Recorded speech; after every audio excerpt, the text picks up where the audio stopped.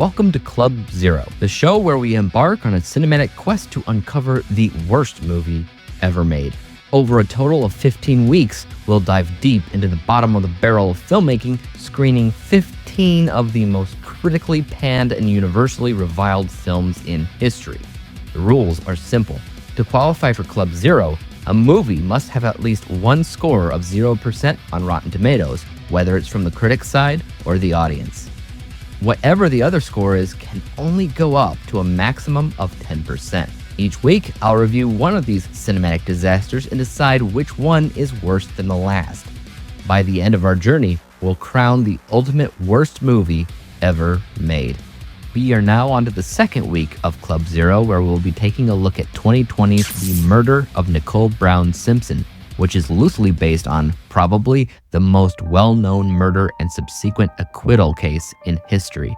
We're talking about the events that led up to the highly televised O.J. Simpson murder trial as seen through the eyes of the victim, Nicole Brown Simpson. This story has been told and retold through a variety of mediums, be it feature films, TV series, or documentaries, most of which are often critically praised. My personal favorite being American Crime Story, The People vs. O.J. Simpson. But what's so wrong with coming out with a film that switches focus for a moment away from O.J. and onto Nicole, as Rotten Tomatoes currently has it with a critics rating of 0% and the audience score has a whole whopping 5.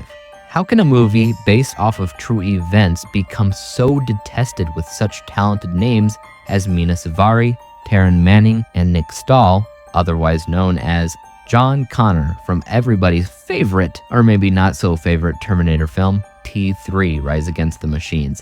To answer that, you have to understand that it was directed by Daniel Farrands, who has unfortunately been known to take real-life tragedies and attempt to profit off of them by fictionalizing events for nothing more than entertainment purposes, oftentimes including paranormal events, because apparently that is what he enjoys.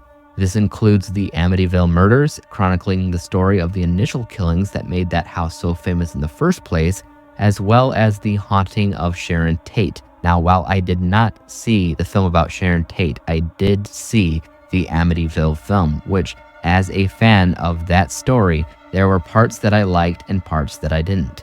For instance, this director's smart enough to know what the house used to look like, and it was the only movie in the sea of Amityville films where they got it right, and it was a big black house. And elements of the story were accurate, but then it got weird. So you can already imagine what he did to this story. I will be spoiling the film from here on out, so you have been warned, but then again, I'm also warning you against watching the movie as a whole. This is an example of a film that no matter how good or how bad the production value can be, or even acting at that point, it simply wouldn't matter, as it would still get an F letter grade from me because of how disrespectful and honestly ridiculous the film becomes. Once again, the director knows enough about the case in order to include elements that even I had forgotten as a criminal justice major that studied the events found in this entire case, which I often found equally maddening at how obvious OJ did it and legally intriguing based off of what the defense and even the prosecution was willing to do in order to make their case. And I'll give a few examples in a second, but the main reason why this film fails so significantly is because it ultimately makes the claim that OJ is not guilty. He may not be the greatest guy in the world, but he didn't do it.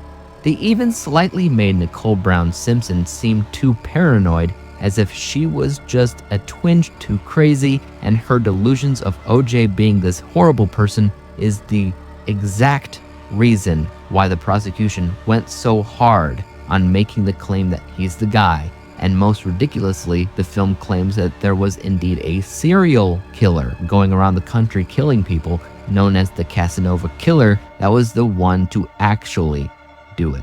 At one point, and this is real, the actual Casanova Killer apparently admitted to killing Nicole Brown Simpson and Ronald Goldman. And there's no reason to believe that this is the case, as investigators have proven that he was nowhere near the scene of the crime. Basically, this is an adaptation showcasing the what-if likelihood of what would have happened if this serial killer was indeed the one to have done it. In theory, there's an aspect here that could be eye-opening if there wasn't already a truckload of evidence against O.J. Simpson. Let's quickly go through a few of those. You got size 12 footprints in the victim's blood that matched O.J.'s shoe size, a glove with the blood of O.J., Nicole, and Ron was found at the residence and later revealed that those gloves were given to O.J. by Nicole.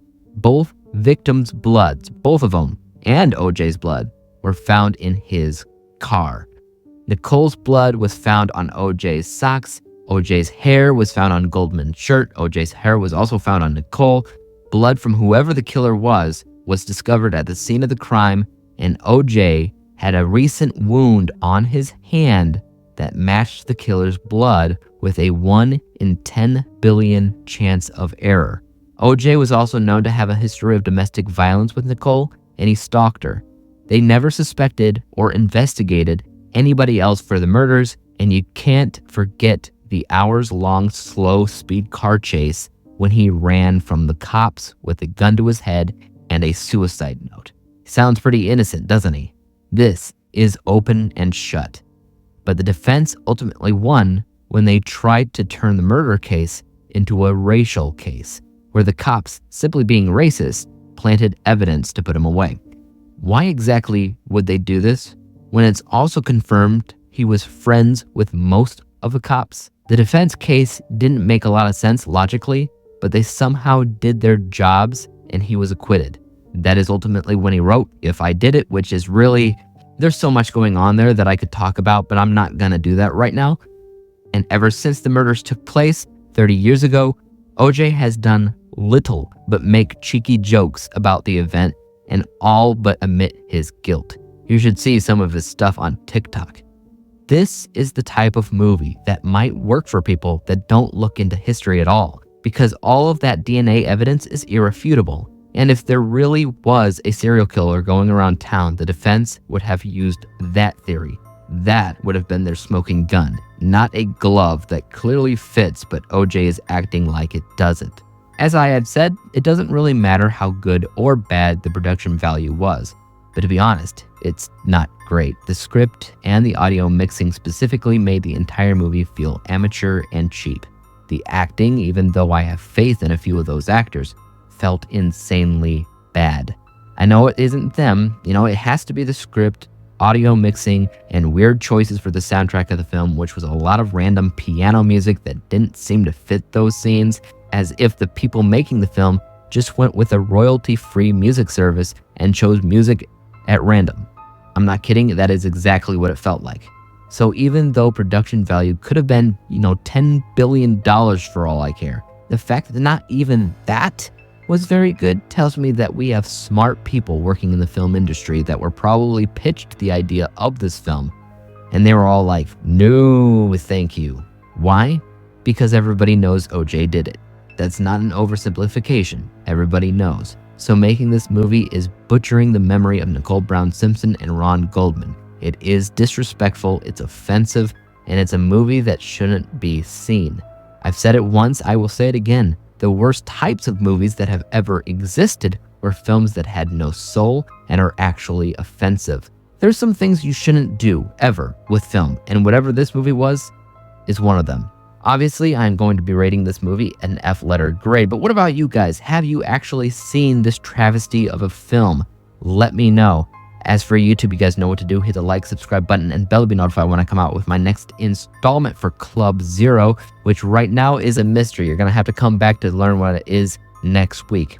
But until then, guys, peace out, and I'll see you next time on Club Zero!